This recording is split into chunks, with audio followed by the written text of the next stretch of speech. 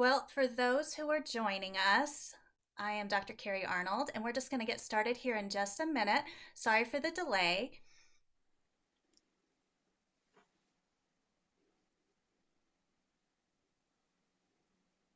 Okay, I am delighted to have all of you in the room today. I am Dr. Carrie Arnold. I am the Program Director for Evidence Based Coaching at Fielding Graduate University, and I'm delighted to introduce our speaker this morning. Dr. Deborah George-Feres, we like to call her Dr. D, is brand new to Fielding. We hired her last fall to serve as an adjunct in the evidence-based coaching program.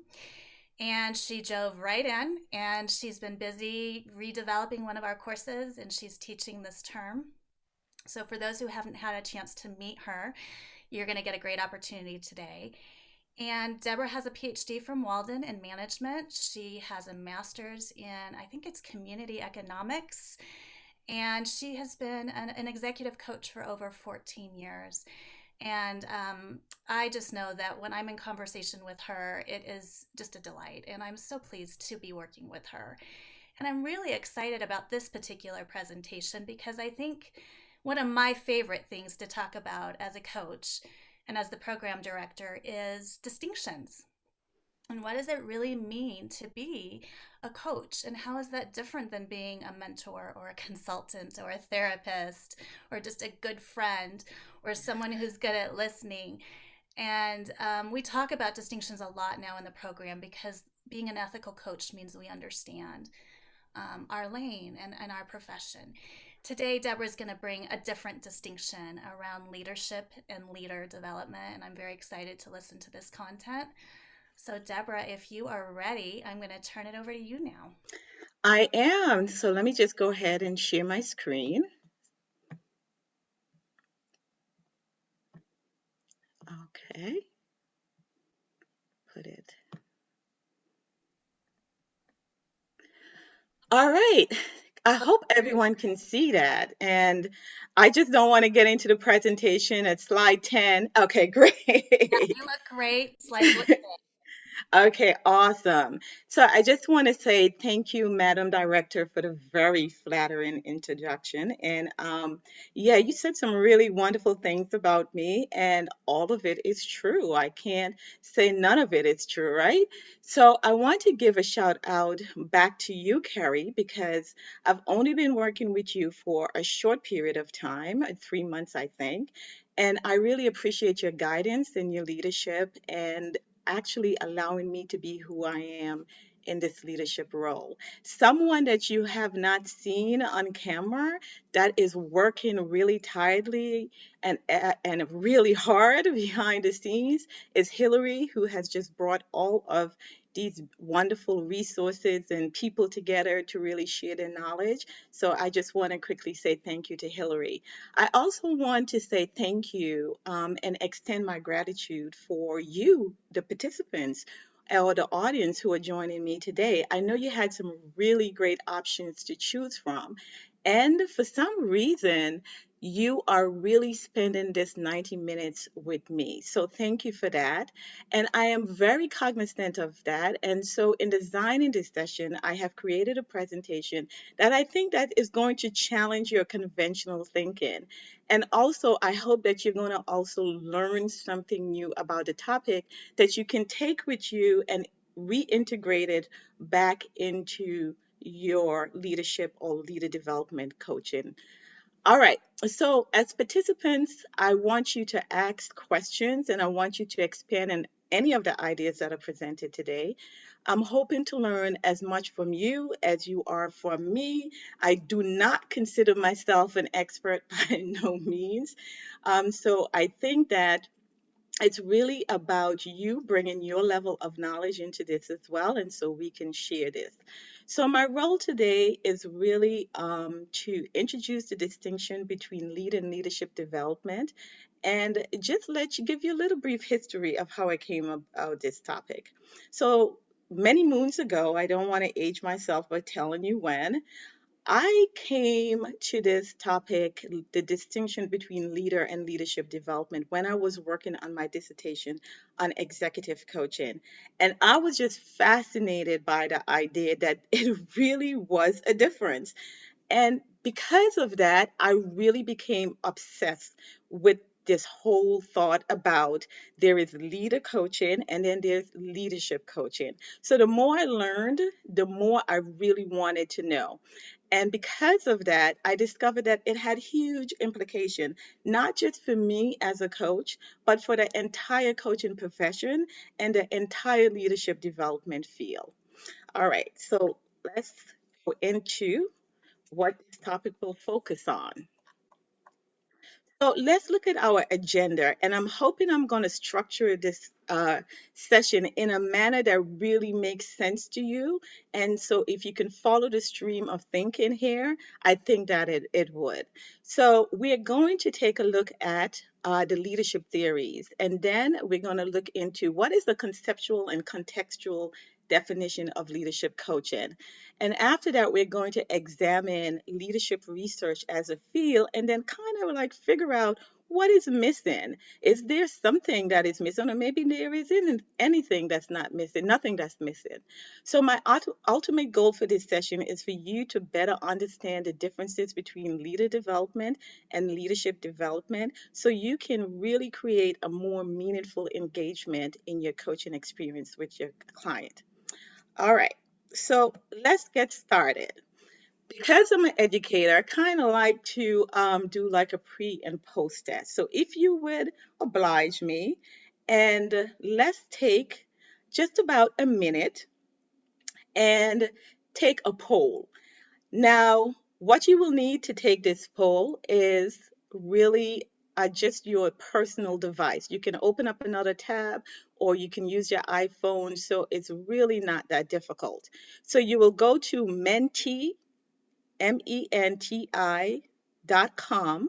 and then you will enter the code you see here on the screen. And if you can't read it, let me know.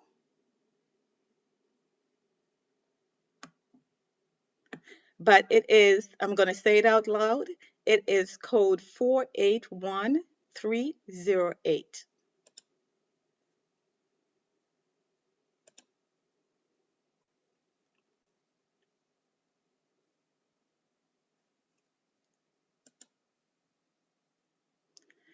Okay, great.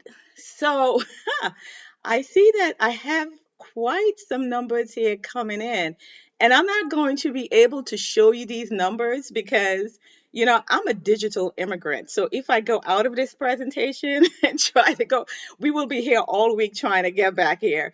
So, but I'm going to call it out just to show you what it is.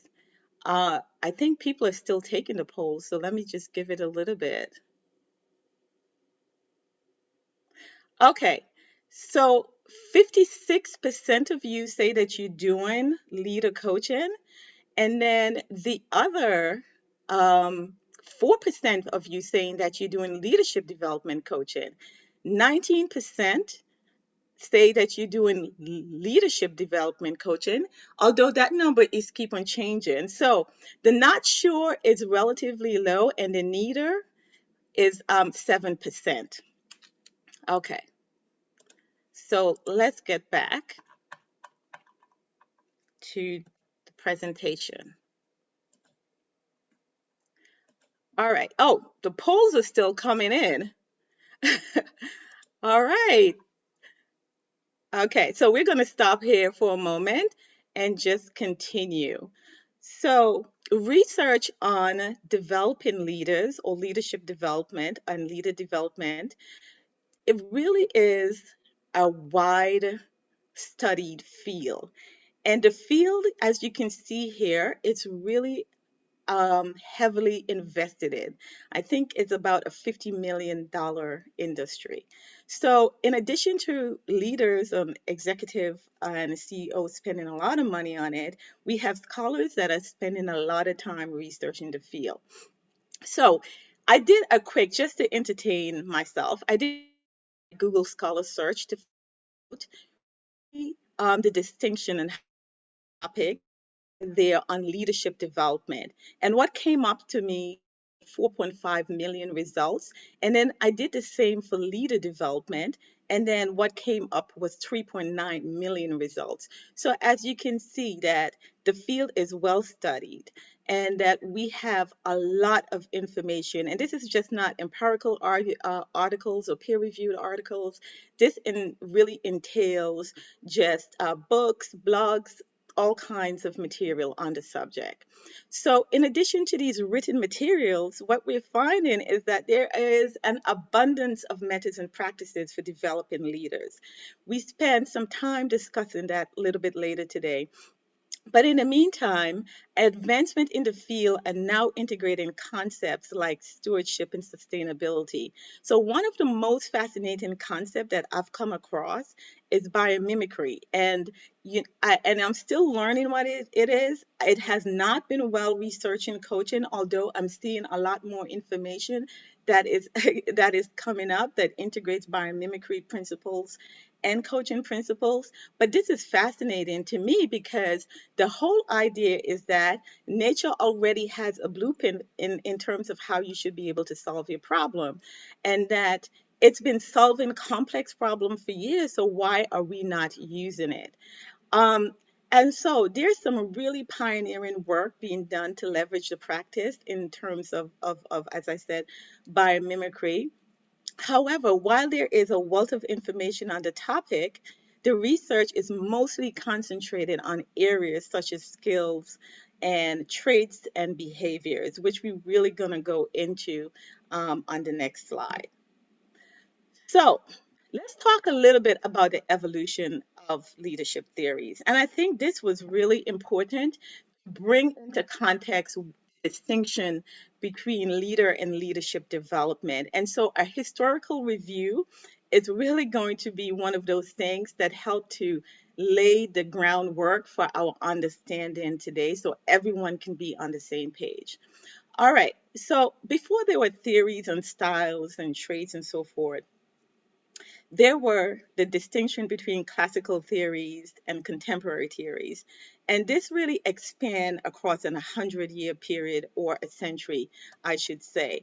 Now, some scholars argue that the topic of leadership is much older than 100 years or a decade, that it has actually shown up in literature such as Aristotle writings. So for the sake of this presentation, I don't want to go back over 200 years of literature, and I'm not sure if I would do it justice either. So let's just stick to the 100 years part of this presentation. So, in order to review some of the most prominent theories that gave, this field the foundation, I think the historical part is really important. So, as you see here, it started in the revolution, the Industrial Revolution in the 1900s. So, our country was going through a really significant change in terms of how people work.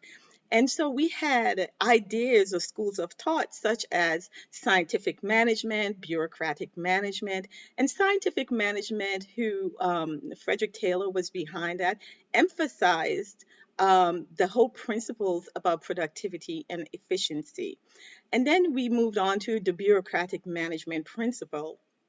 And Weber, and I know I'm not pronouncing it right because it's a German name, so those of you who are German, please excuse me.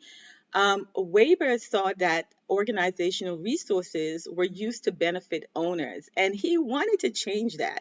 He wanted to say that, let's get rid of the nepotism, let's get rid of this whole favoritism, and bring people in leadership positions who can actually do the job, who has competencies, who have the ability to lead from the perspective of not taking advantage over it.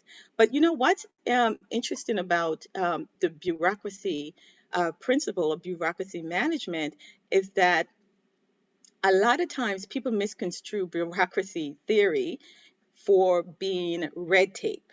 And although it wasn't intended that way, we see really like in the federal government how the structure is, and other companies.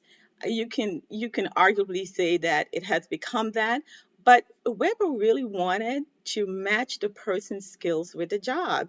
And he developed like six really great principles. And one of them was the formal selection process, which a lot of companies use today. So his theories were not just about bureaucracy in that sense. It really provided us with some ways of how we should be hiring people. All right. So, from the classical theories, they emerged the humanistic and behavioral theories. And one of my favorite person in this era was Mary Parker Follett. And she is considered the mother of modern management. And being a woman back then, she really didn't get the kind of accolades that, was really needed. But she introduced some really cool ideas to leadership that were not discussed in scientific management and the other kinds of theories that were emerging that time. And what I loved about her theory was that she talked about the idea of managers and workers have equal power. And she wanted power to be shared. So she believed that managers had equal contribution as well as the workers had equal contribution. So you can thank her for that. You can thank her for group dynamics. You can thank her for thinking about social relationship within the context of how people work.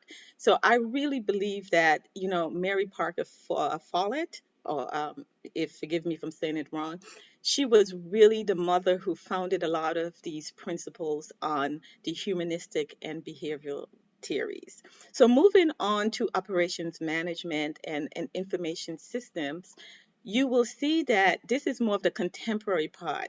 We moved away a little bit from the classical theories that focused on efficiency and then the humanistic theory to now focus on segmented areas within the organization. So while I may not specifically include all of the other theories that may be important to you, I'm going to take you through 10 distinctive leadership theories that I believe are forming the research and the practices and methodologies that is really behind the leader and leadership development interventions. So let's start with the greater man theory. I don't know about you, you guys, but isn't this the cutest picture ever? I mean, I was like in awe when I see it. Okay, let me not digress. My husband tells me I have a bad habit of being enamored with babies, and that's very true. So, anyway, the whole idea is that leaders are born, not made, right? We all know this. You either have it or you don't. And based on the great man theory, leaders have innate traits and skills that make them great. So it doesn't matter if you are not born with them, you cannot be a great leader. And this also referred to the idea of the trait theory, which I'm going to discuss in the next slide. All right, so as you can see here, that the trait theory is really another way of thinking about the concept of leaders are born and not made. And it really shows that leadership is largely innate rather than being developed through learning. The idea is successful leaders have interests, abilities, and personality traits that are different from those of less effective leaders. And this is interesting theory because it has been validated in research. I'm sure a lot of you has probably used this theory in your leader and leadership development coaching or what other kinds of intervention. But really, it shows things like traits like appearance, it shows traits like intelligence, achievement drive, leadership motivation, self confidence. The whole part behind this trait theory that I have issues with is that there are over 100 different kinds of leadership traits. So you can only imagine the complexity that may have for some folks if they're trying to follow this theory. But there's been more and more research that said, well, here is 5 or 10 distinctive traits that leaders can have or leaders should possess. But the limitation is that it is overwhelming. And really, there is not a consensus or agreement among scholars in terms of which one are the most important theory or traits, I should say. So next we have the skills theory, which suggested that important leadership abilities, knowledge, and skills can be developed. So you see that they're moving away, the literature is moving away from the idea of, people are born with certain traits and abilities to that, no, leadership can be learned. And so this concept allowed opportunities for leadership to be available to pretty much everyone instead of a selected few who possess the leadership theories. And so, according to this theory, there are three main skills you see here in front of you. There's the technical, there's the people, and then there's the conceptual skill.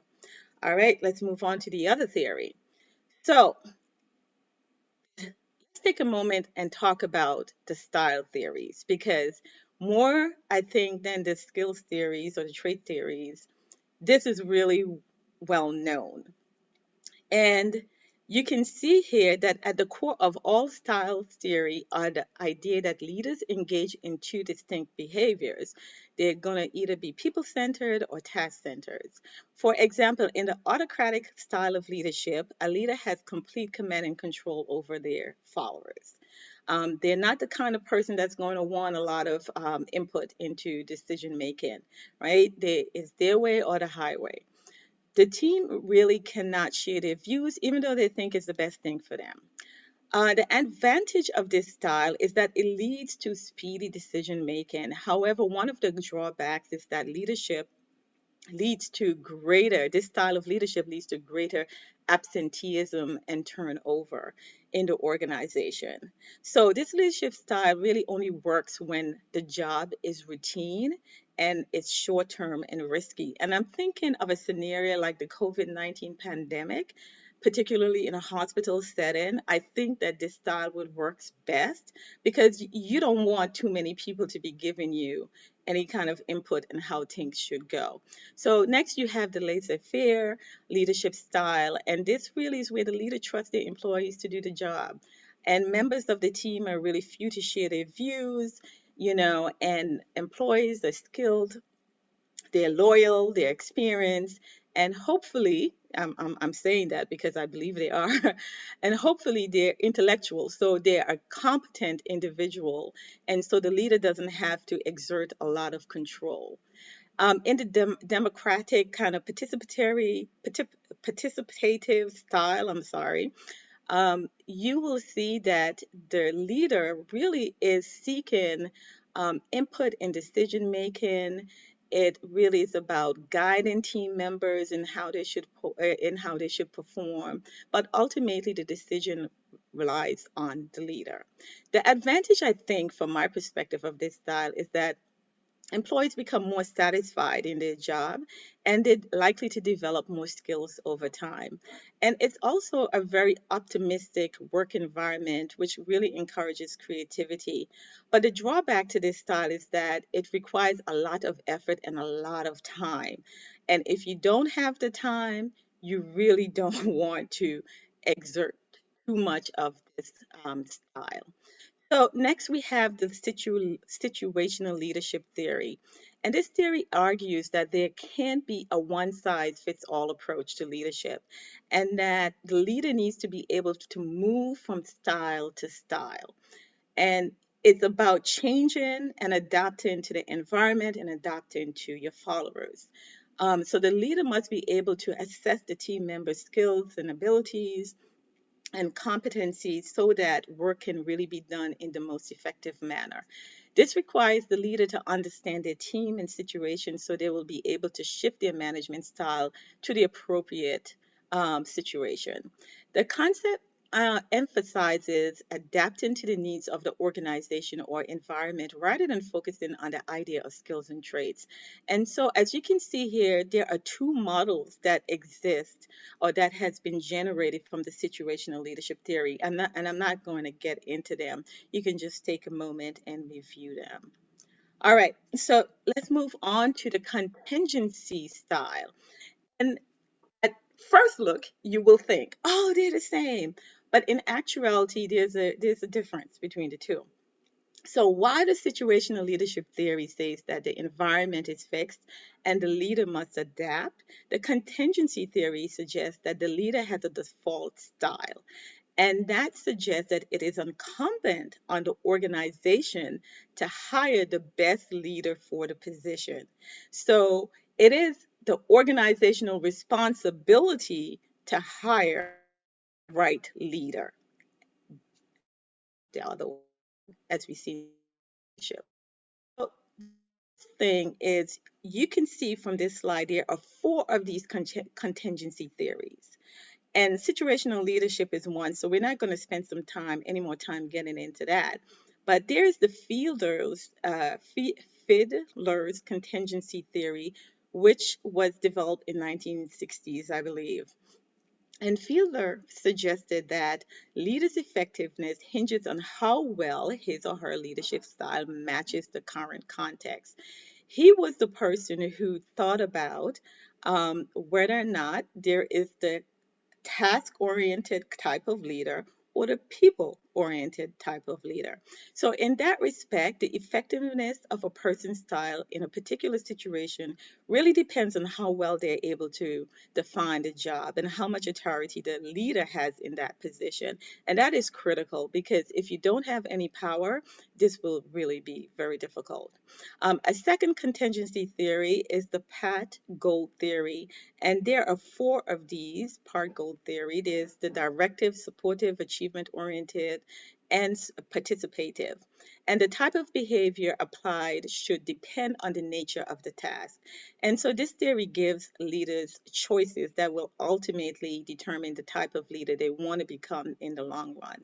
And then you have the decision making theory, which really analyzes how leaders make decisions in everyday situations. All right, I know that was a lot to cover in a little while. So I was hoping to play a video for you today, but once we did a test, it doesn't come through well. But it's really very much a short video that explains what transactional leadership theory is.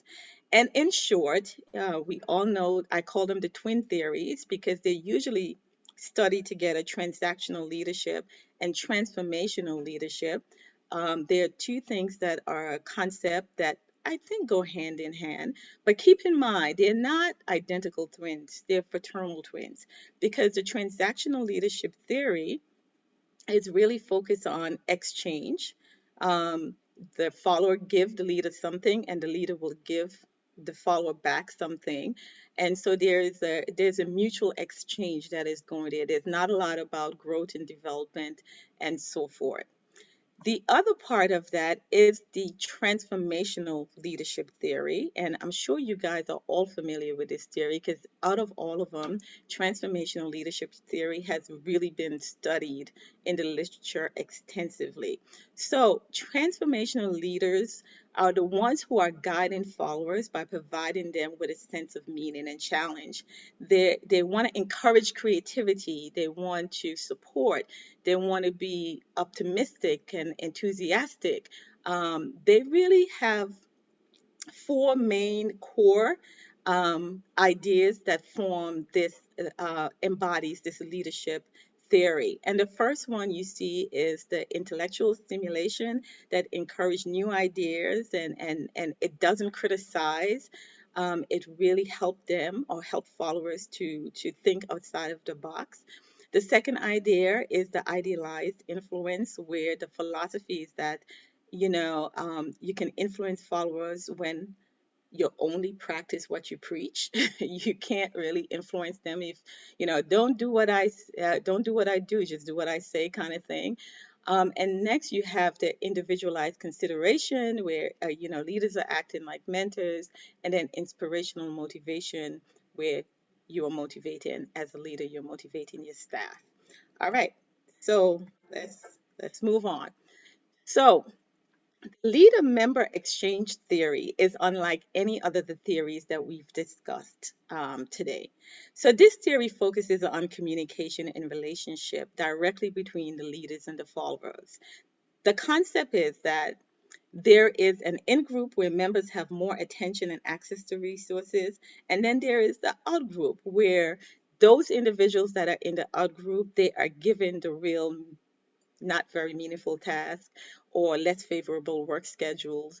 So the whole idea behind it, this theory, although it is probably the most visual theory that we see happening in the workforce today, where there is favoritism, nepotism, the favorites, the leader has the favorites.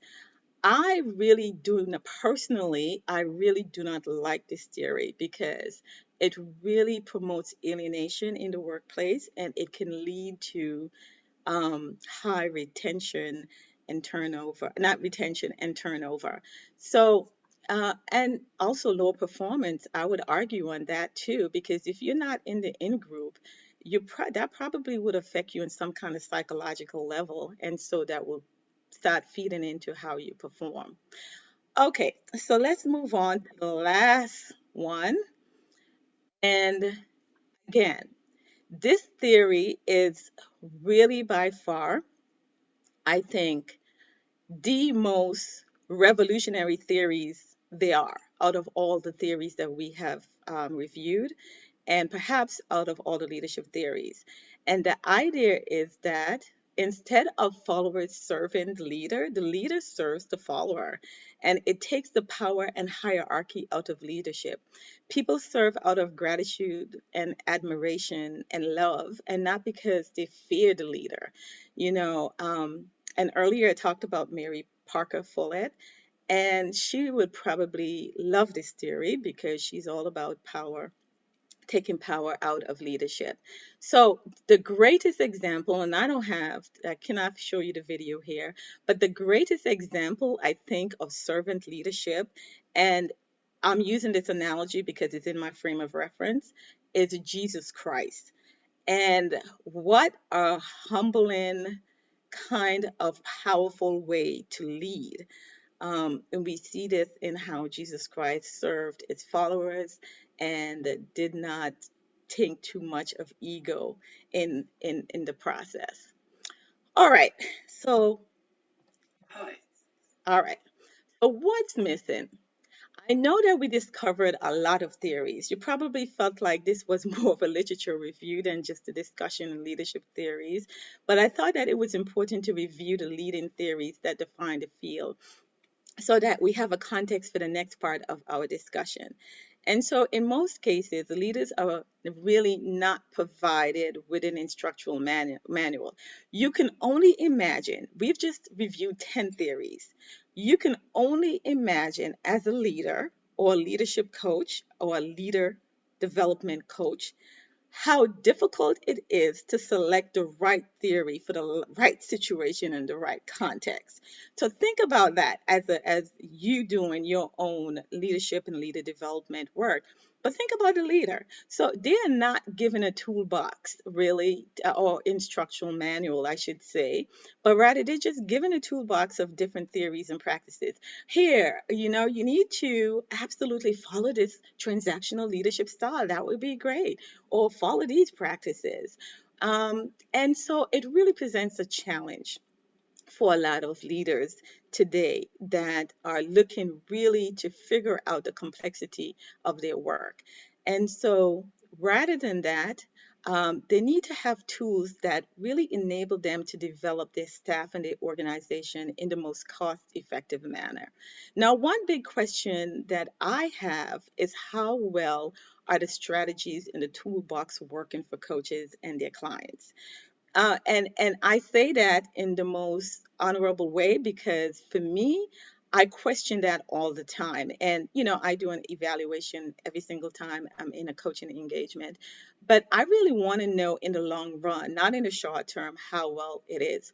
So these are important questions because now more than ever before, the 21st century leaders are operating within globalized workforce. And they are faced with so many challenges: political, economic, legal, technological. And in addition to that, they have to deal with constant change that is happening at a fast pace. And I can't remember where I heard this saying before. I think I read it somewhere, but it says that In the 21st century, our rate of progress would probably double every decade. With that idea in mind, over the next 100 years, we will have experienced changes that would have taken 20,000 years to develop. So you can't imagine how change is accelerated. It's like hyper accelerating, right? So, one of the biggest changes that we're seeing today that's occurring in the workforce is diversity.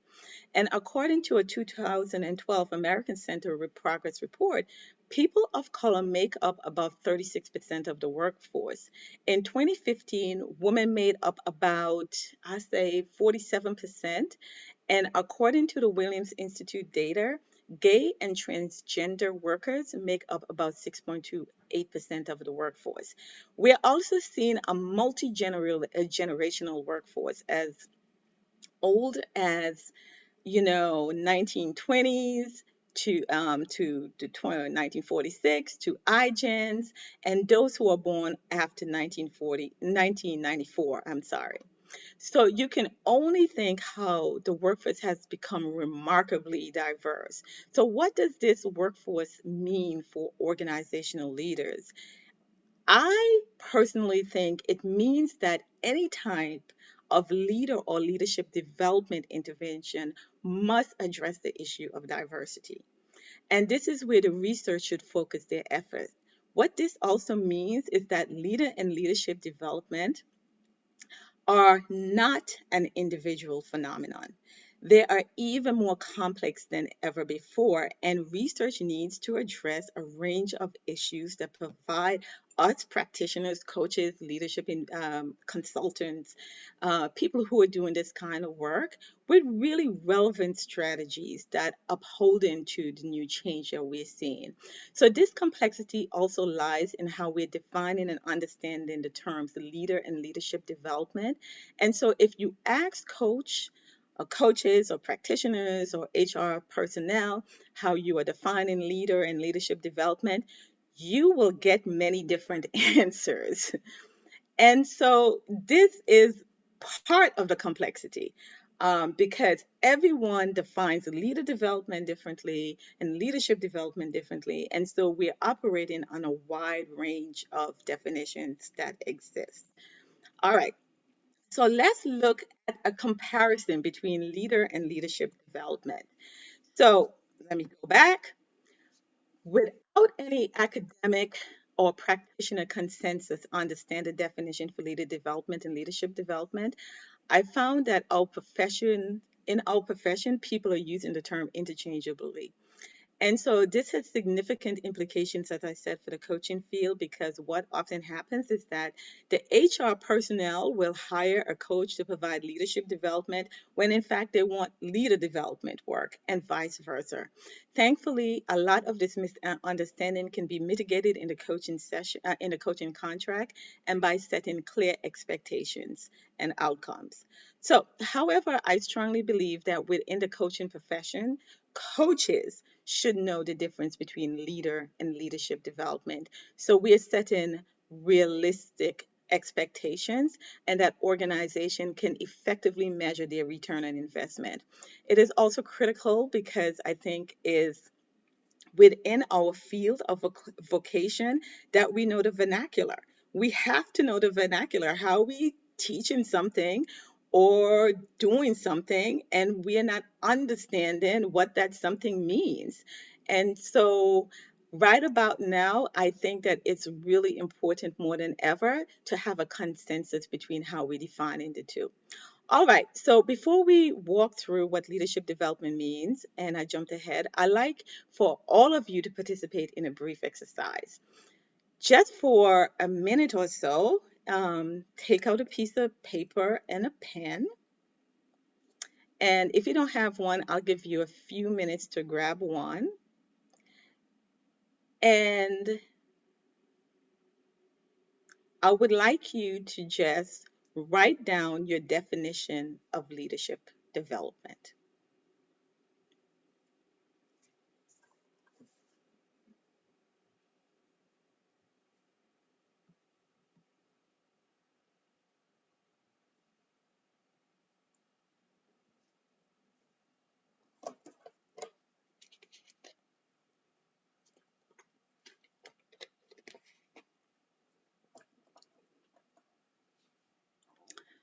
Okay, so let's move on. So if you have defined it in these terms, then you are correct. What we see from these varying definitions in front of you is that they're all different, but one thing is that they have in common is they define in leadership development as a process that includes the entire organization. Now, let's just do the same for leader development. Piece of paper, your definition of leader development. And I apologize that we can't use the chat box function for this, but at the questioning part, you can just type in how you define it later on. Okay. So if you say that leader development is a process that focuses on the individual leader and builds human capital, which is very short and simple, then you are absolutely right. If you also say that leadership development is about the relationship with self through an understanding of the self concept, self esteem, self confidence, self efficacy, that seeks to define the identity of the person in the context of their leadership role, then you are also correct. All right. So let's do a comparison so you can see the distinction from a very clear part um, right here. So what you see is leader development focus on the intrapersonal domain of the leader, and in contrast, leadership development focus on the interpersonal part of the leader. So it's the relationship with self, and then it's the relationship between other people. So leadership development facilitates positive communications and embraces the notion that everyone in the organization should be involved in the process. Simply put, leadership development focuses on the person, and then leadership development focuses on the process. So think about two P's: person, process. So therefore, it is crucial to have a distinct model or strategy that aligns with your focus, whether it's leader development or leadership development. Okay. So within the coaching context, what does this look like? It looks like this. Leader development is about the who, and leadership development is focusing on the what, the being versus the doing. All right. And as I said before, it's about a leader development is about the individual process. Leadership development is about the social process, and it builds social capital, while leader development builds human capital, which can then contribute to the social capital. Okay. So what are some of the leadership development strategies that we as coaches and practitioners or even consultants use? Of course, coaching is one of them, right? And then we have action learning. And what's really interesting about action learning that I did not know until recently is that the person, Reginald Ravens, who originated the concept, didn't really define it. So what he did instead was said what it was not, and that left it open for interpretation and reinvention. And so it means different things for different people, right? But what he gave us was an equation instead. And the equation is very simple. It says L equal P plus Q. L equal P plus Q, where the L stands for learning, which is a combination of program knowledge of the content of traditional instruction, and Q is the questioning insight derived from fresh questions and critical reflection. So, what does action learning means in leadership development? And leader development, it just means really taking real world problems and using them in the coaching process to enhance learning. Okay. The other commonly used practices is the classroom type leadership development program. And research has shown that effective leadership is an essential part of organizational health. So we know that if you're developing leaders, that this is critical for the performance of the organization. And I think this is why over 90% of CEOs are now planning to increase their investment in leadership development because they're seeing it as one of the most crucial or critical investment because it produces both human and social capital. And I mean leader and leadership development. At the same time, there's this huge push to invest in lead and leadership development intervention. There's also that the research is showing that only 43% of CEOs are seeing that their return on their investment are bearing any fruit. And you may ask why. I know I ask why. And I think it's for several reasons. One, leadership development programs are short lived and they're unsustainable. And often they use a one size fit all approach. And not to disparage any leadership development program, because I myself was hired to develop a leadership development program. So I'm not disparaging them. I'm just showing you what the research have shown. Okay, they seek to develop the same skills of leadership style regardless of the organizational culture, mission, vision, and values. If you're taking the one size fit all approach and you're putting it into a nice little box and you're wrapping it up and say, here you go, this is going to work for you because it worked for company A, then I don't think that's really such a great idea, right? Also, they often do not include the entire organization and instead only focus on a selected cohort. And naturally, again, going back to what the research shows, not what Deborah George-Feres says, but what the research shows is that many of these programs are much more likely to succeed when the interventions include the whole organization and consist of the broader leadership development strategy. It also showed that the programs are roughly 5 to 6 times more likely to succeed when you have the senior leadership or the sponsor involved. So, if you're doing leader or leadership development, particularly leadership development, you want to be able, as much as you can, to get the participation of the sponsor also. That will improve their chances of sustainability. The last commonly used practice we see here is the 360-degree feedback model, which has really just taken off in the last 10 years. And it has been shown also in research to be used pervasively as a developmental method. And so some have called this model to be one of the most innovative intervention in the past decade. And I think that's because it really takes a perspective of not just the self-rater, the individual leader is not just rating themselves, but other people are also having a share in the perspective of their performance as well. All right, let's move on to the next slide. So, what are some of the strategies looking to develop the leader for leader development coaching? As you can see, I highlighted coaching. And the research has proven coaching to be an effective strategy for increasing leaders' effectiveness. We know that as coaches, that is undisputable, right?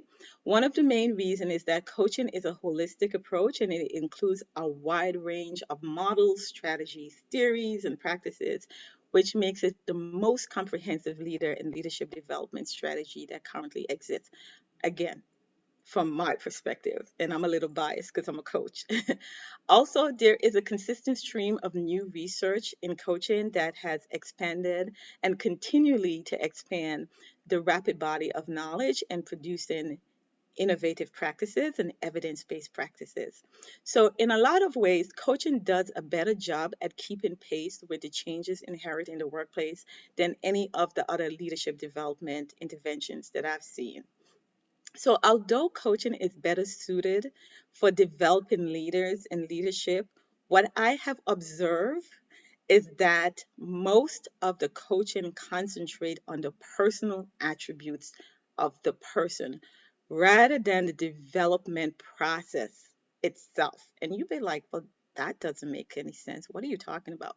Some of you may argue that, coaching in and of itself is a developmental strategy, or the coaching is used as a developmental tool. So it shouldn't need to include a specific focus on development. This is just counterproductive. But while I agree with the former part of that argument, I disagree with with the latter. I agree that coaching is a developmental strategy, but coaching in its truest form raises consciousness, self awareness, creates shifts in thinking. It moves the client from one state of being to a new desired state. And for that reason, coaching is highly effective. However, and here's where you probably would disagree again, but from my perspective, it really allows the client to go through a metamorphosis where they are moving through different stages of development.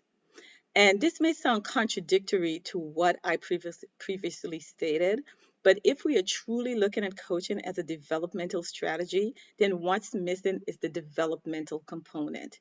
Now, a lot of coaches and coaching researchers may disagree with what I am about to say. In leader and leadership development coaching, I do not buy into the idea that the client should set the agenda, entirely set the agenda. And here's why. If the client is always setting the agenda, that means that the client has the option to have a new focus for every session, which actually limits the coach from honing in on what they may have identified as areas in need of development.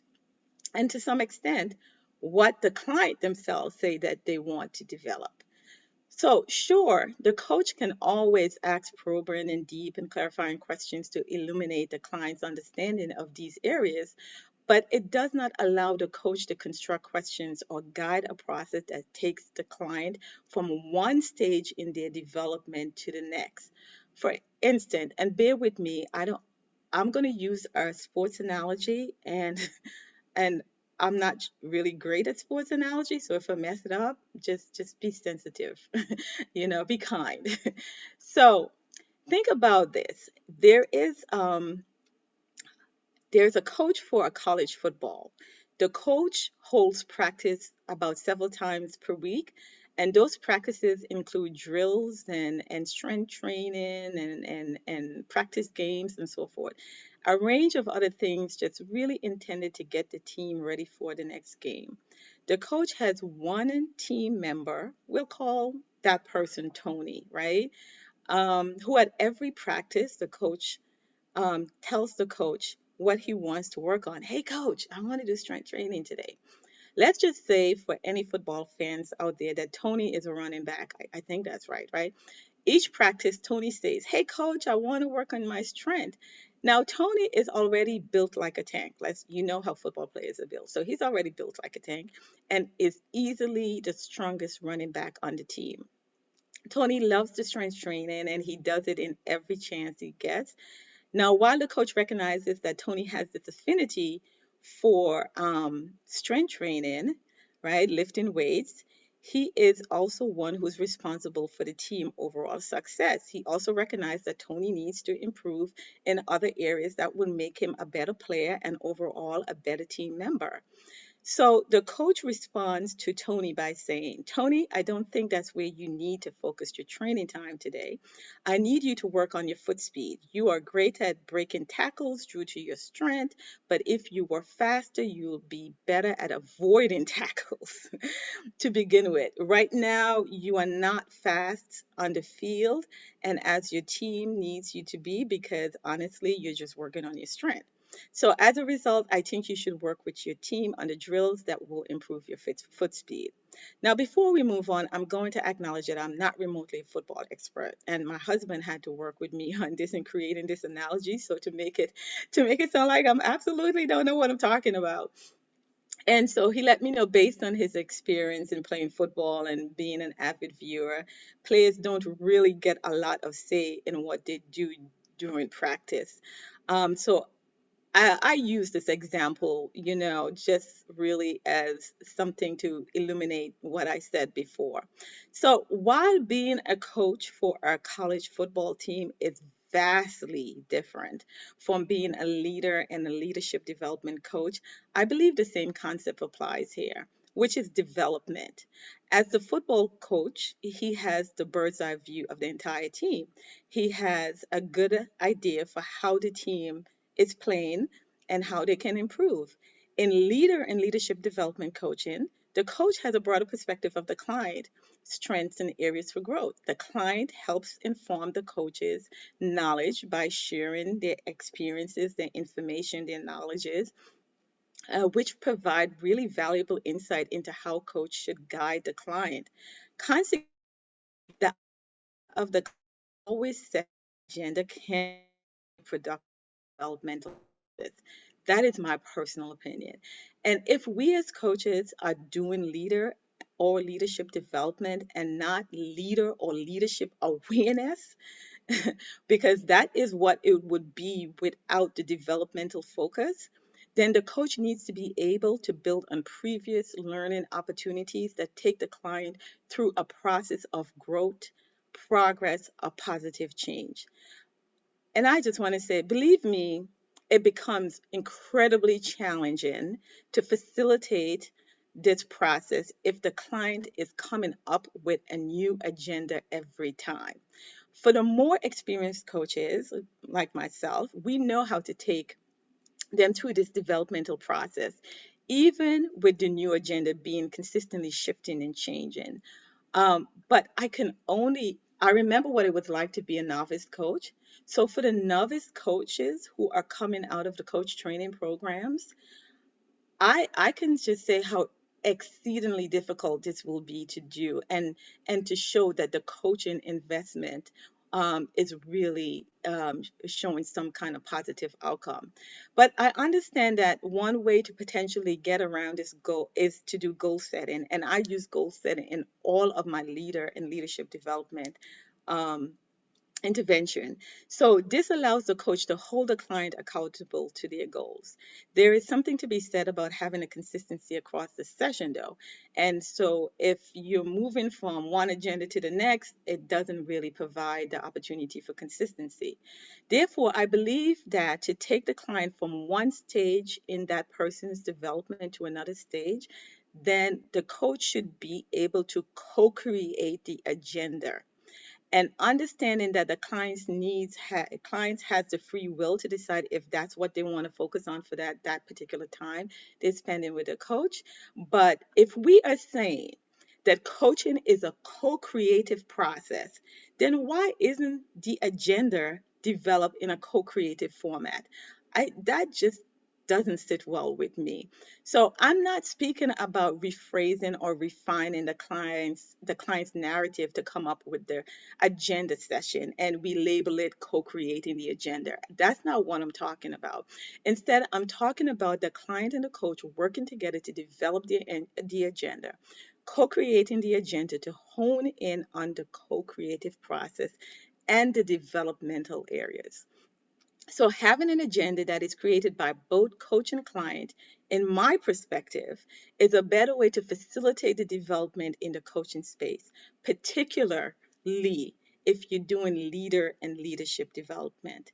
And also, if I'm not mistaken, and again, remember that this is more about sharing perspective and ideas. So, if I'm wrong, please at the end of the session you can just input your comment into the chat box. But if I'm not mistaken, um, the idea behind the client setting the agenda was borrowed from the psychology and the therapy profession. So if we want to make a distinction between coaching and therapy, then why are we using stuff from the therapy field?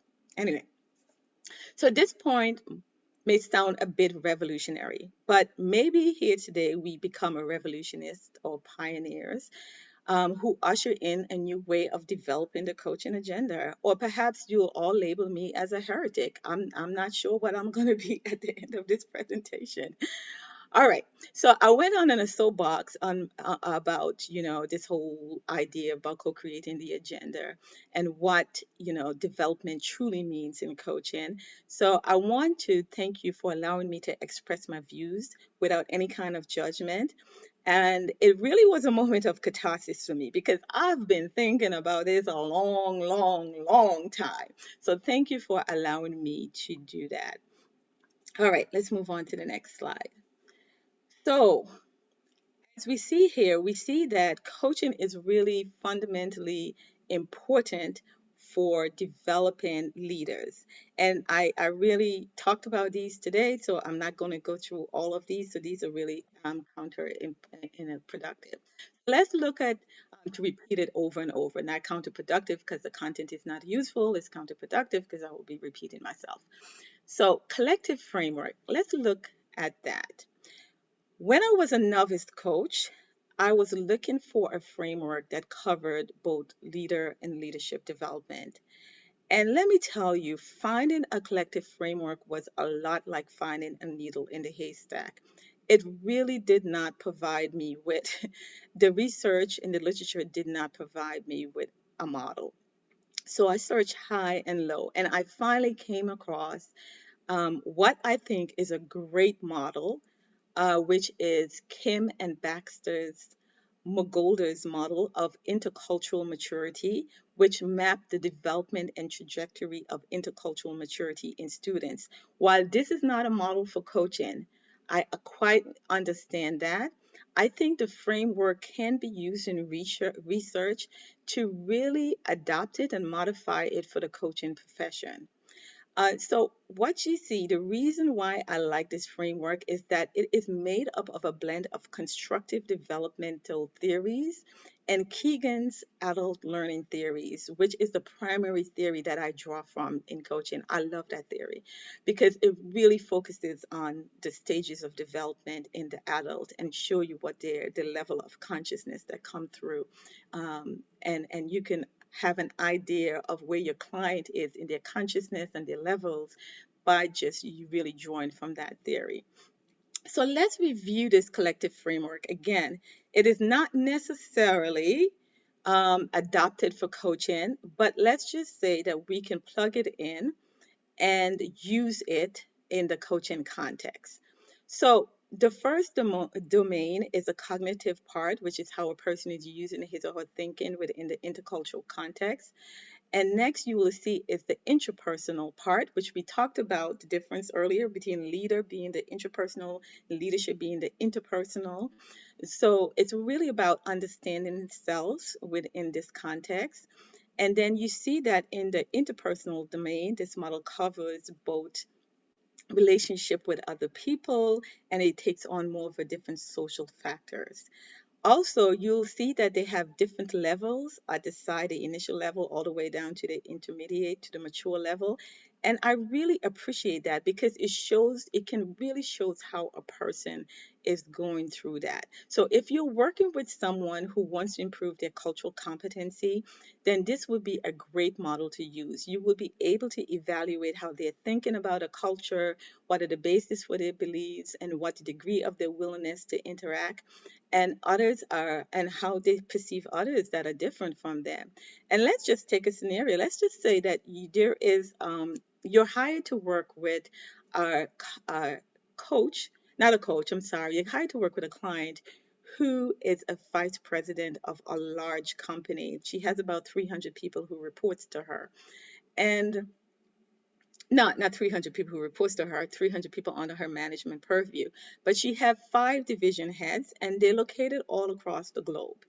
And she says to you, you're the leadership coach, she said to you, you know what, I really want to improve my communication because I'm having some challenges with my team.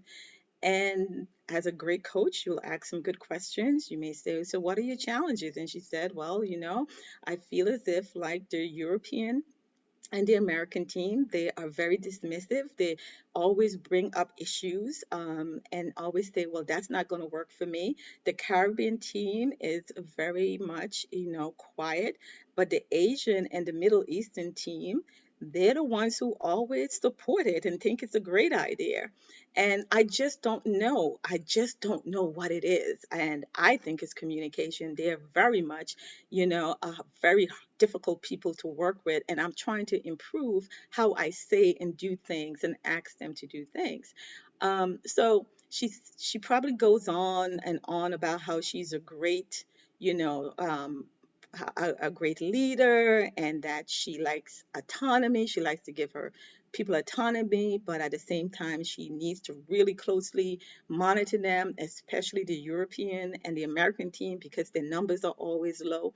So, and the coach, as your coach, you will really ask her some really great questions.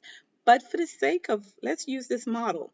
So, Susie, we're going to call her Susie, the vice president. She says she wants to develop her communication.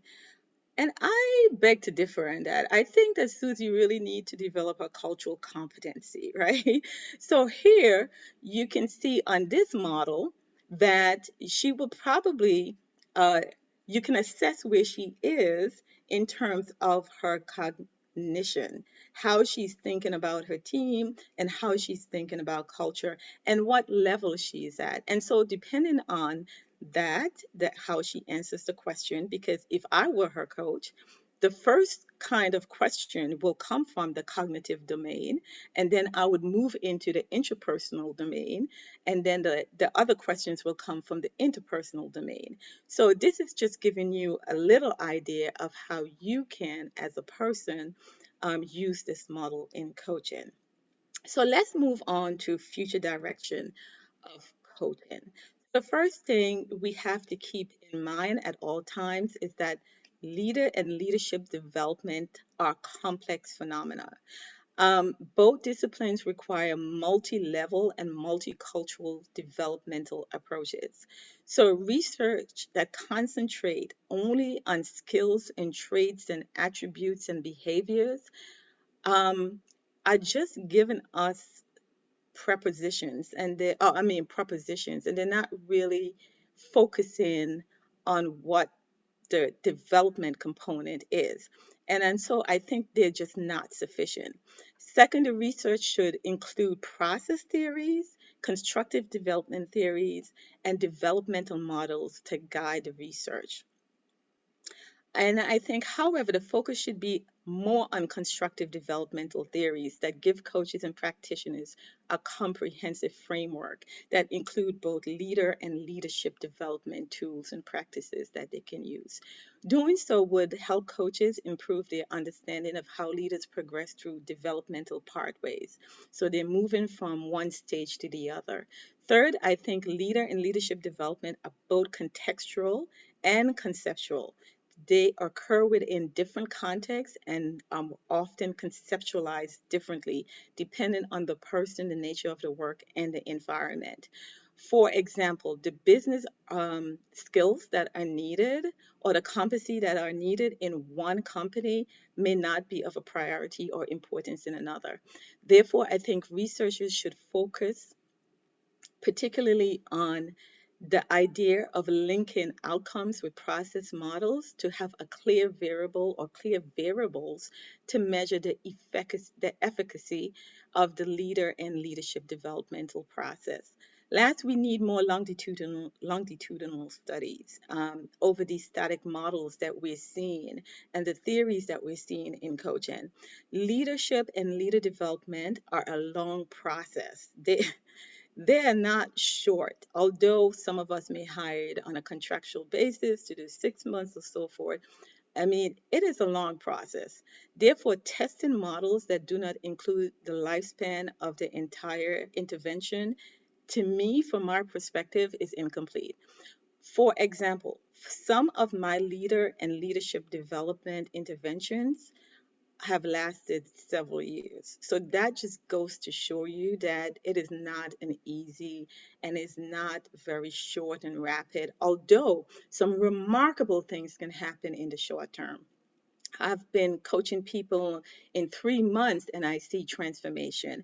I've seen transformation within a month. So I'm not saying that it is impossible, but for the vast amount of programs that are there, they are not given the kind of transformation that the organization needs.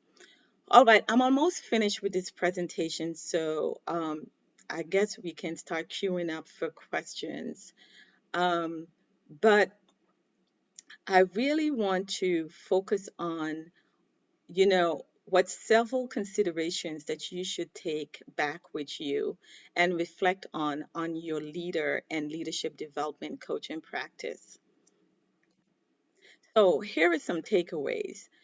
First, this may not be possible for you depending on your role and clients, but if you can make your leadership development an organizational journey, not cohort specific or just group specific, let me say that because I'm having trouble over my words, um, that would make it more sustainable over time. Like I said earlier, leadership is a conceptual process rather than a position.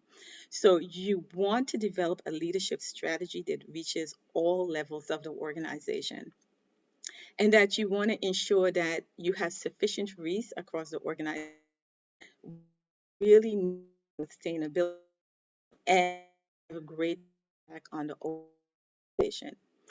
You're going to call me Captain Obvious on this one because I'm sure you already are tailoring your services to your client needs, but this is really important. Do not adopt a one size fit all approach. You can borrow, you can even modify, but every intervention is unique and different.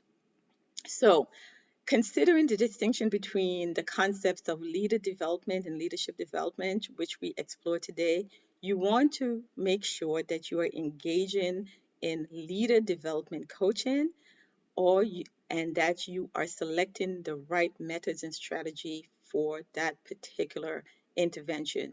You don't want to be doing leader development coaching and drawing from leadership development strategies. I'm not saying it's not going to work, but I'm just saying that it will be probably, you'll see some kind of progress, but it will be so much more effective if you can draw from leader development strategies if you're doing leader development coaching.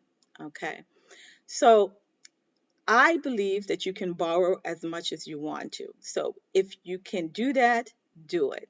However, be mindful that many of the strategies out there may not be directly applicable to your specific leader or leadership development situation.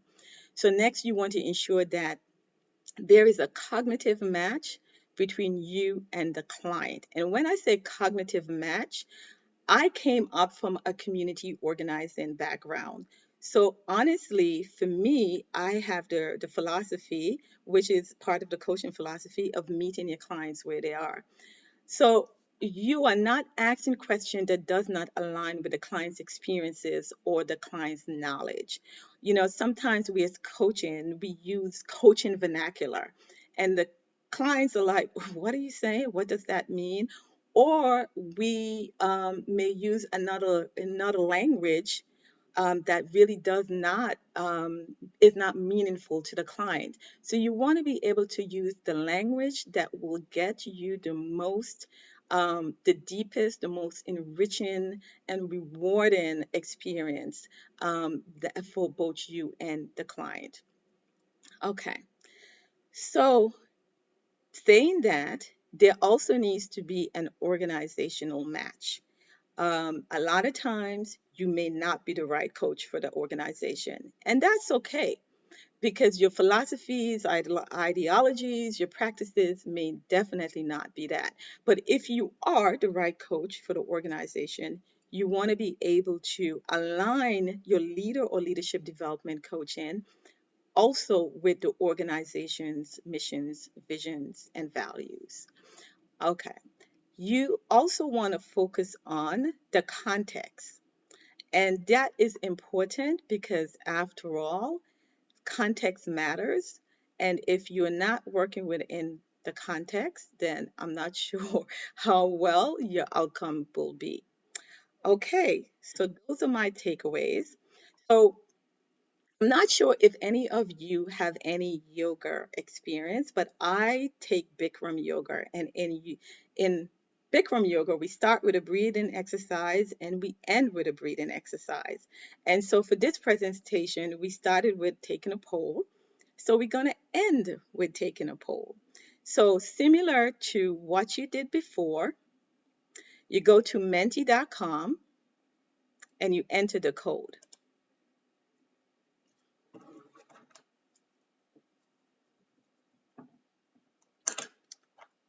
Okay.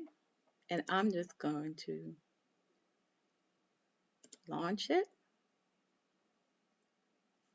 Forgive me, it's just taking a little while. It's slow.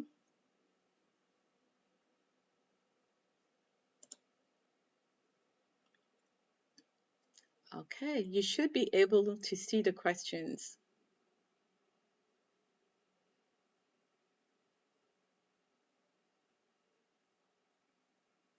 Is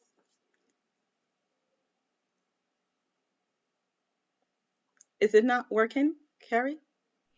Oh, it worked for me, but maybe people are still logging in. And Okay, okay, thank you. let me just say a couple words while they're doing their poll, and then I'll hand it back to you. You know, I think this is a great presentation that really demonstrates the power of evidence based research, theory, and scholarship. You know, good coaches understand the context that has contributed to this field of coaching. The other thing I want to add is that a lot of what you are going to be exposed to this week could be original thought from some of our scholars. Some of this original thought could become scholarship for the academy later, so we are not sharing slides. However, this content is recorded and is going to be in the hub until April 15.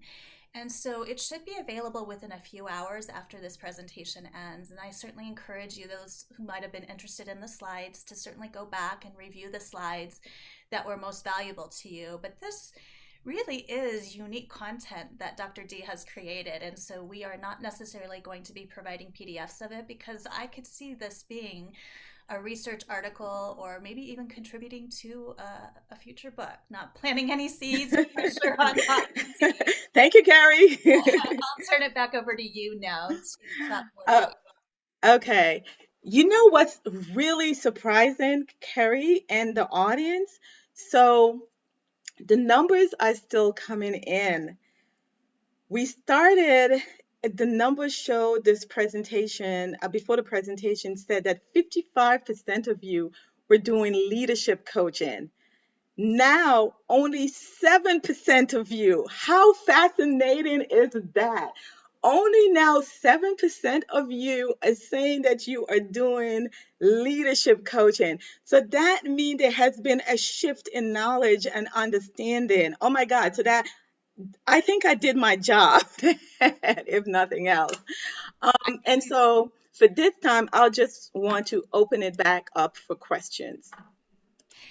Yeah, you know, there is one topic that did come up, and you're not Uh-huh. a heretic. And I love how provocative you are in your perception of coaching. That's also indicative of your 14 years experience. And so I think that concept of co creating the agenda has come up. And I think what's powerful again is it comes back to, as coaches, are we aware of frameworks? Are we aware of the adult development theory? Are we aware of Kagan's work around subject object? Because the more aware we are, we can gently co create without taking the objective or the situation they want to coach on and replace it with our own. But we take that situation that they're naming that's important to them, but we guide them gently to different levels of awareness with the concept of adding in some of the stuff you've talked about.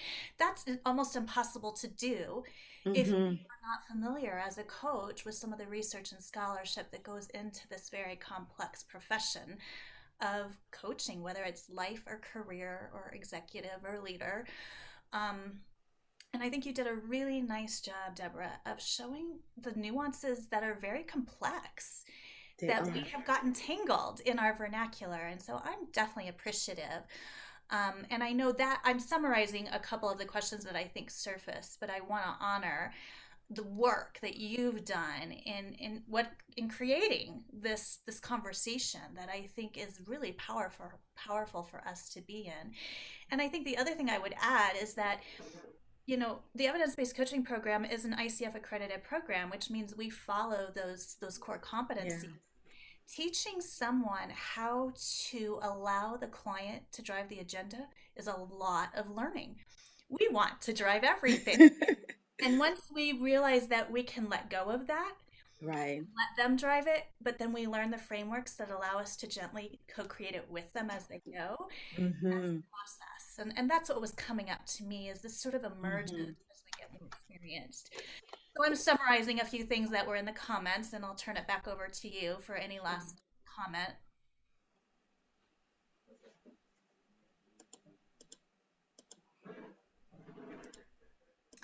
Anything else from your end, Dr. D?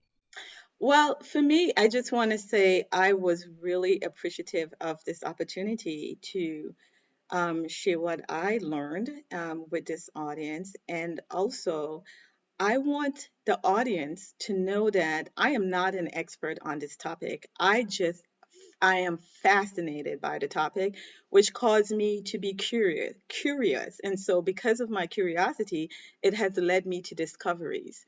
Um, and I welcome a dialogue because I'm sure not everyone agreed with everything I've said. And I'm sure I have challenged a lot of conventional thinking around this topic. And I'm just really interested to hear what those thinking are or those challenges are. The other thing I want to just say is, if I have not said it before, thank to Hillary, who is working behind closed camera to make sure that all of this is running smoothly. And again, just thank you to audience for spending this time with me and giving me this opportunity to bring to you this content. And last but not least, I also want to say thanks to you again, Carrie, for the fact that I'm here as a faculty member in the evidence-based coaching program. So I can open it up now for questions. Yeah, there is one question that I think is a really good one. And I think it's one around servant leadership. And I'm looking at my second screen here. What do we do when a client is blind and passive to learning and satisfied with the status quo and has not internalized the goals of personal development, let alone organizational growth?